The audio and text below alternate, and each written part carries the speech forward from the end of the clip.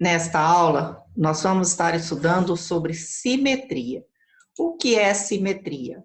É quando os dois lados de um elemento ou de uma figura são idênticos, com paridade na altura, largura e comprimento, sendo que ambas as partes devem coincidir perfeitamente quando sobrepostas, assim como nos exemplos a seguir. Dá uma olhadinha nesse eixo em azul. Ele corta a figura em duas partes exatamente iguais. Então, essas figuras são chamadas de simétricas, assim como essa outra figura. Esse eixo em vermelho, ele corta a figura exatamente no centro, sendo que as duas partes são exatamente iguais. Então, elas são figuras simétricas. O eixo de simetria. O eixo de simetria é uma linha real ou imaginária que atravessa o centro da figura, dividindo-a em duas partes ou mais partes exatamente iguais. Assim como nesse exemplo, nós temos aqui um eixo de simetria que parte na vertical e outro eixo de simetria que parte a figura na horizontal. Note o centro da figura. Esse eixo, tanto da horizontal quanto da vertical, parte exatamente pelo centro. Então, eles são chamados de eixo de simetria.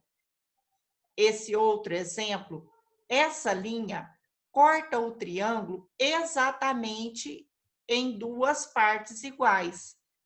Assim como neste outro exemplo. Observe em vermelho o eixo de simetria.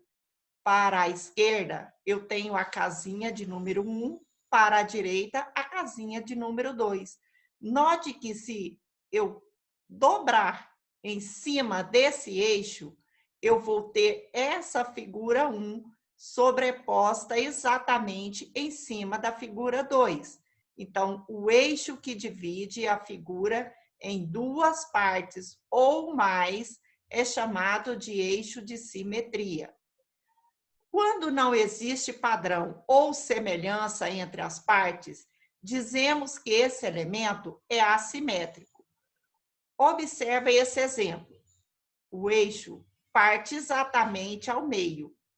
O lado esquerdo é exatamente igual ao lado direito.